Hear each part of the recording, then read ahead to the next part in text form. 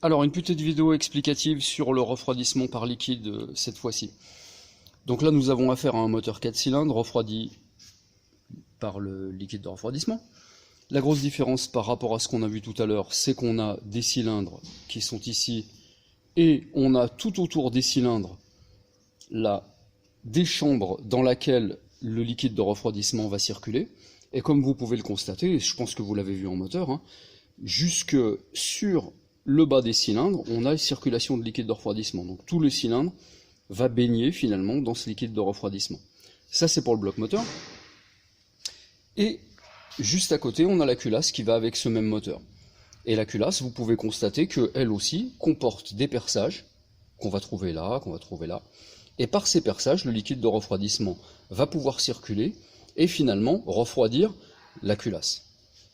Comprenez, encore une fois, comme tout à l'heure, on va avoir la combustion qui va se créer à l'intérieur du moteur et qui va nous créer finalement beaucoup de chaleur. Cette chaleur, il va falloir en évacuer une grande partie parce que le moteur ne supportera pas ces contraintes. Donc le bloc moteur ne peut pas supporter des contraintes thermiques trop importantes, les cylindres non plus, les pistons non plus, mais la culasse, elle non plus. Et puis en fait, on a aussi et surtout, entre les deux, le joint de culasse qui lui ne résistera pas à des températures trop importantes non plus. Voilà, donc ça c'est pour le bloc, c'était pour vous montrer un petit peu la circulation à l'intérieur. Maintenant, excusez-moi, je vous montre sur ce moteur comment ça se passe. Alors c'est pas que ce tracteur, je l'adore, c'est pas la question, c'est simplement que là, sur ce montage-là, tout est absolument visible, et les choses seront beaucoup plus compréhensibles que si je vous montre sur un moteur plus petit, plus compact. Là, on va trouver notre bloc moteur, qui, comme on l'a vu précédemment, lui aussi va baigner dans le liquide de refroidissement.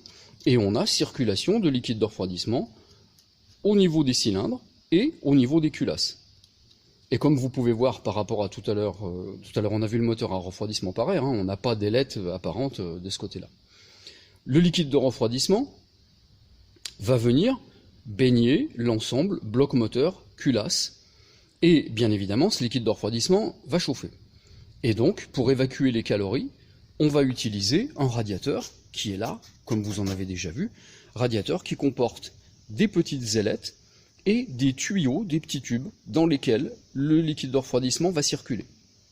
Donc, le liquide de refroidissement va devoir passer de notre moteur jusqu'au niveau du radiateur, et pour ce faire, bien évidemment, on va trouver des canalisations.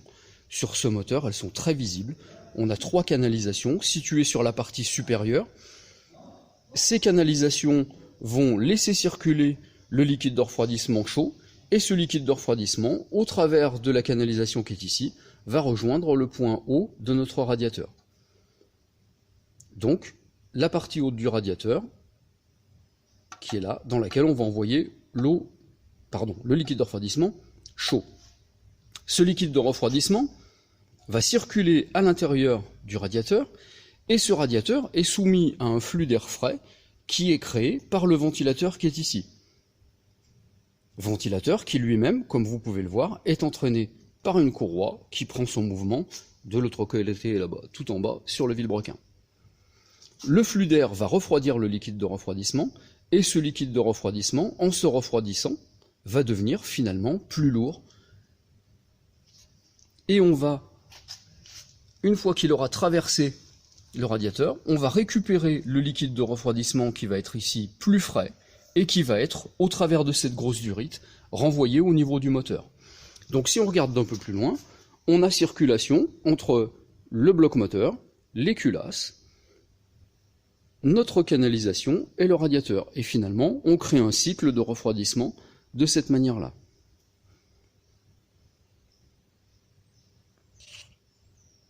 Autre petite chose,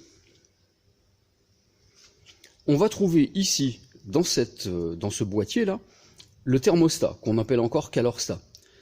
Ce thermostat, son rôle est essentiel dans le fonctionnement du moteur, puisque, en résumé, il va couper l'accès au radiateur lorsque le moteur est froid, et laisser l'accès libre au radiateur lorsque le moteur est chaud. Pour une raison toute simple, Le moteur a été calculé pour fonctionner à une certaine température, et cette température doit être régulée du mieux possible. Un moteur froid tourne mal, pollue, consomme. Un moteur trop chaud a des risques bien évidemment de surchauffe et de casse, de grippage, de brûlage du joint de culasse, de déformation importante au niveau des culasses, au niveau du bloc, etc., etc. Donc, à l'intérieur, on va trouver un thermostat, je vous le montrerai tout à l'heure. Ce thermostat bloque l'accès à froid, laisse l'accès à chaud. Lorsque le moteur est froid, le thermostat est fermé, et finalement, il oblige le liquide de refroidissement à circuler simplement au niveau du moteur. Lorsque la température va augmenter, ce thermostat va s'ouvrir, et le liquide va pouvoir circuler du moteur vers le radiateur et faire son cycle de refroidissement normal. Comme vous pouvez le constater, nous avons aussi, comme sur tous les moteurs, une pompe à eau qui est ici. Cette pompe à eau, finalement, là elle est sur le même axe que le ventilateur, elle est donc elle aussi entraînée par la courroie, et cette pompe à eau va, on va dire, créer une circulation un petit peu de force du liquide de refroidissement à l'intérieur de notre moteur, et à l'intérieur du moteur et du radiateur. Et on trouve une autre petite durite qui est ici, qui fait que lorsque le thermostat est fermé, la pompe à eau est utilisée pour brasser l'eau au niveau du moteur simplement, mais lorsque le thermostat est ouvert, cet accès-là ne se fait plus et le liquide de refroidissement est obligé de passer par le radiateur. Autre petite chose que vous devez savoir, lorsque le liquide de refroidissement va monter en température, bien évidemment, il va se dilater, il va prendre de la place. Sur beaucoup de moteurs actuels, vous allez trouver un vase d'expansion, j'aurai l'occasion de vous en montrer un par la suite, mais à l'intérieur de ce radiateur, on va trouver une poche d'air, finalement, on va laisser un petit peu d'air à l'intérieur, il ne sera pas rempli jusqu'à sa partie haute, et cette poche d'air va permettre la dilatation du liquide, on va lui laisser la place pour se dilater. Ici, nous avons le bouchon de radiateur qui fonctionne comme tous les bouchons de refroidissement et comme les bouchons que vous allez trouver sur les vases d'expansion. À l'intérieur de ce bouchon,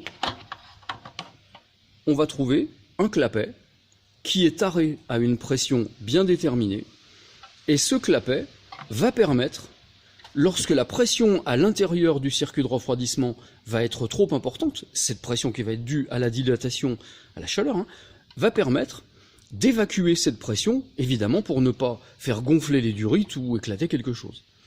Lorsque ce clapet va s'ouvrir, un surplus, soit de liquide de refroidissement si on a trop rempli, mais en règle générale et au quotidien, c'est de l'air qui va s'échapper, vu que là on a de l'air, cet air va s'échapper par le petit tuyau qu'on a ici, et on va l'envoyer à l'air libre. Ce bouchon a un rôle primordial, puisque il va éviter les surpressions, mais il va aussi permettre de garder une certaine petite pression, on va dire de l'ordre de 1 bar à peu près, à l'intérieur du circuit de refroidissement. Cette pression, comme c'est le même principe que la cocotte minute, cette pression va éviter l'ébullition du liquide de refroidissement à une température trop basse. En gardant de la pression à l'intérieur du circuit de refroidissement, eh bien nous allons augmenter la température d'ébullition de quelques degrés, et ça c'est une sacrée sécurité. Vous comprenez bien, liquide de refroidissement qui se met en ébullition, ça crée des poches de gaz à l'intérieur, poches de gaz évidemment, qui ne serviront absolument à rien dans le refroidissement du moteur, et qui bien au contraire risquent de nous créer un mauvais refroidissement et une casse des éléments. Je retourne sur mon établi. Et là, 2 ou 3 petites choses que je vais vous montrer. Pompe à eau. Donc, pompe à eau qui ressemble à toutes les autres pompes à eau. De toute façon, quand vous aurez un petit peu l'habitude, vous allez bien les reconnaître. Si je prends l'exemple de celle-ci, on voit qu'elle est entraînée par la courroie de distribution. On retrouve notre pignon denté de distribution. Et on a en fait une turbine de ce côté-là qui va venir tourner et qui va, sous l'effet de la force centrifuge, attention, c'est pas une hélice, c'est une turbine, sous l'effet de la force centrifuge, va créer une circulation de liquide de refroidissement. Même chose, même combat, même pompe à eau. Voilà. Ici, un thermostat. Donc thermostat, excusez-moi encore, qui est ici à l'intérieur. Sur ce moteur-là, il n'est pas démontable, mais là, j'en ai un qui l'est. Thermostat, que je vous montrerai tout à l'heure comment on va pouvoir le contrôler. Mais ce thermostat, son fonctionnement est finalement relativement simple. Ici, la petite pièce dorée, en réalité, c'est un cylindre. À l'intérieur, il y a un piston, ça ressemble un petit peu à un vérin. Si ce n'est qu'à l'intérieur, on a une cire qui se dilate avec la chaleur. Donc, à froid, cette cire, elle est rétractée. À chaud, elle va se dilater et elle va prendre de la place. Et finalement, elle va pousser l'espèce de vérin qu'on va avoir. Et en poussant cette espèce de vérin, on va ouvrir le clapet qui se situe à ce niveau et qui va permettre la circulation du liquide de refroidissement. Donc, pour revenir à ce qu'on disait tout à l'heure, notre thermostat, il est monté dans ce sens-là, hein, et là, il faut toujours bien respecter le sens de montage. La capsule, ici, de cire du côté chaud, et non pas du côté du radiateur. Lorsque la température est basse, le clapet ici est fermé. Lorsque la température va augmenter et atteindre la température d'ouverture qui est donnée par le constructeur, la cire va se dilater et va venir ouvrir le clapet, et la circulation de liquide vers le radiateur va être possible. Et là, on voit le thermostat monté à l'intérieur d'un boîtier thermostat. Rien de particulier. Ici, nous avons un radiateur de refroidissement du moteur. On voit qu'on a une entrée de liquide de refroidissement sur la partie haute. On voit qu'on a une sortie de liquide de refroidissement sur la partie basse. On trouve tous les tubes de circulation du liquide qui sont ici. Et si on zoome un petit peu, on voit des petites ailettes en aluminium qui sont soudées sur ces tubes et qui vont permettre l'évacuation, l'évacuation de la chaleur. Donc le liquide rentre par là, circule dans les tubes, les petites ailettes refroidissent, le liquide se refroidit et va ressortir au niveau de la durite basse. Deux petites choses qu'on peut remarquer sur ce radiateur aussi. Nous avons ici un connecteur électrique avec soit, ça dépend des montages, soit un thermocontact, c'est-à-dire un interrupteur qui va se fermer avec la température, soit un capteur de température. Ça, on aura l'occasion de travailler aussi là-dessus un petit peu plus tard sur la partie électricité. Et on trouve assez fréquemment, sur une grande partie des radiateurs, voilà, faudrait une pince, un robinet qui permet de le vider. Et on va trouver un ventilateur qui ici, vous le voyez, n'est pas mis en rotation par une courroie, mais par un moteur électrique. Et on appelle ça un motoventilateur.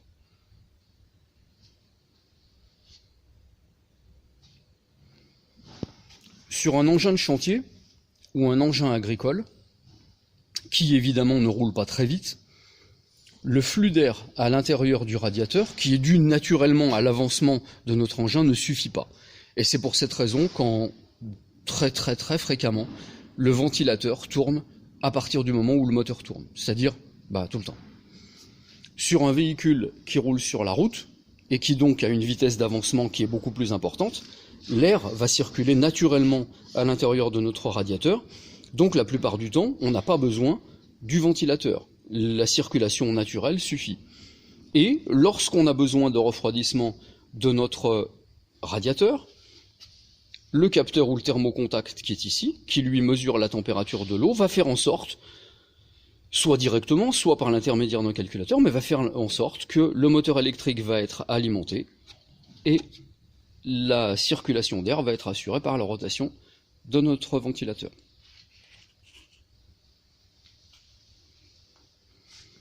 Dernière petite chose, on voit sur ce moteur-là qu'on a une sortie qui est bouchée, là. Cette sortie, sur une grande partie des engins, mais celui-ci d'engin n'avait pas l'option, cette sortie va être utilisée pour récupérer de l'eau chaude. Donc là, on récupère du liquide de refroidissement chaud. On est avant le thermostat, donc même thermostat fermé, on a du liquide chaud ici, et ce liquide chaud est envoyé au travers d'une durite à l'intérieur d'un radiateur de chauffage qu'on va trouver au niveau de l'habitacle. Ce qui fait que le conducteur va pouvoir, le matin, au bout de quelques minutes, travailler au chaud. Là-dessus, l'option n'était pas là, le tuyau a été bouché. Comprenez bien que dans cette canalisation circule du liquide de refroidissement, dans le radiateur habitacle circule du liquide de refroidissement, et que c'est potentiellement une source de panne. Évidemment, la sortie a été prise au niveau du liquide de refroidissement chaud, même thermostat fermé, parce que le matin, surtout quand il fait froid, ce qu'on veut, c'est avoir du chauffage le plus rapidement possible. Voilà, j'en ai terminé avec cette petite vidéo. On continuera par la suite et je vous montrerai le contrôle des différents éléments.